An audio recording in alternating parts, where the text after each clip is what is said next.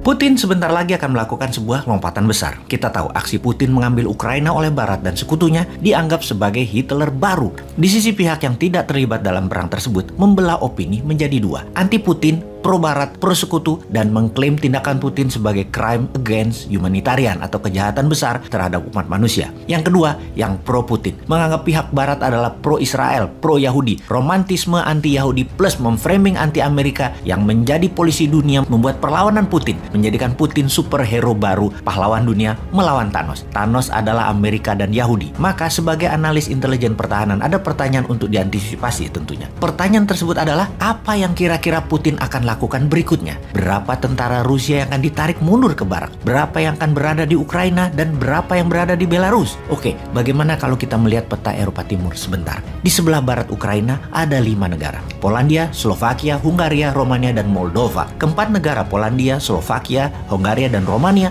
adalah anggota NATO. Kalau kamu menyerang keempat negara ini, maka kalian berhadapan dengan NATO. Kalian menyerang NATO. Sebuah fakta pertahanan sekutu di Eropa. Dapat dipastikan Putin tidak akan mengambil resiko itu, sehingga tinggal Moldova. Ukraina dan Moldova punya perbatasan darat yang panjang, hampir 1.200 km. Jika Putin mau, maka dia bisa memerintahkan langsung tentaranya untuk mengarahkan pasukannya ke Moldova. Rupanya rencana ini sudah lama dilakukan Putin, yang akhirnya rencana ini dibocorkan. Dan coba tebak, siapa yang membocorkan detail rencana Putin akan mengambil Moldova itu? Yaitu Presiden Belarus, Alexander Lukashenko, alias sahabat Putin terdekat. Minggu lalu, Lukashenko mengumpulkan seluruh pemimpin pertahanan Belarus membahas rencana perang Rusia. Ketika Lukashenko hadir, dia membawa peta besar Eropa Timur yang dipaparkan dalam pertemuan tersebut. Dalam peta tersebut, sangat rinci memaparkan rencana invasi Rusia ke Moldova. Sebuah hal yang sangat mengerikan kalau kita melihat apa langkah Putin tersebut. Dan bagi Putin,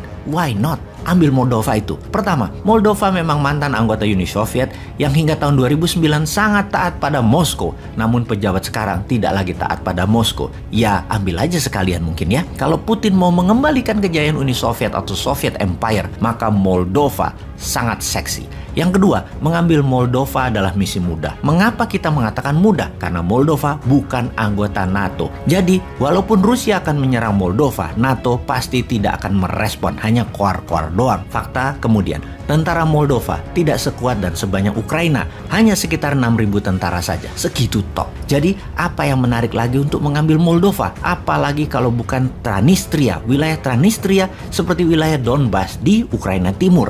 Memang pro-Rusia. Rebel di Transnistria ada sekitar 10.000 tentara pro-Rusia dilatih Rusia dan ada 2.000 tentara Rusia dideploy di sana.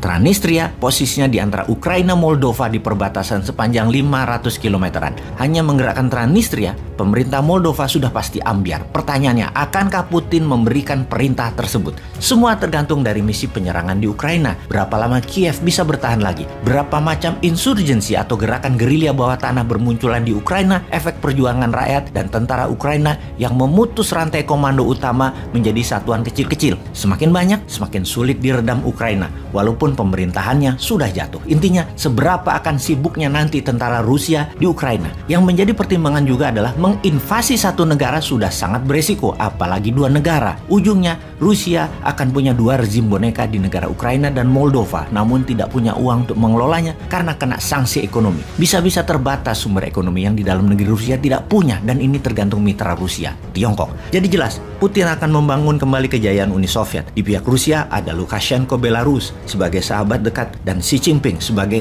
quid pro quo, bahasa Latin yang artinya a favor for a favor, strategi untung-untung. Lukashenko stay in power butuh dukungan Putin, dan Tiongkok butuh energi Rusia dan Rusia butuh barang Tiongkok. Belarus bahkan mengizinkan hulu ledak nuklir Rusia dipasang di sana yang mengarah ke Eropa. Agaknya Rusia serius membangun Soviet lama dan membuat NATO, Amerika dan sekutunya diam di tempat seperti Putin menipu dunia di tahun 2014 dengan pengambilan alihan Crimea, dan sekarang dilakukan lagi tanpa Barat bisa apa-apa. Singkatnya, Rusia memerlukan Belarus sebagai negara netral palsu padahal boneka Rusia dan menjadi pagar terdepan melawan NATO. Jadi mau mengingatkan aja bahwa Putin pasti mengambil Moldova. Kita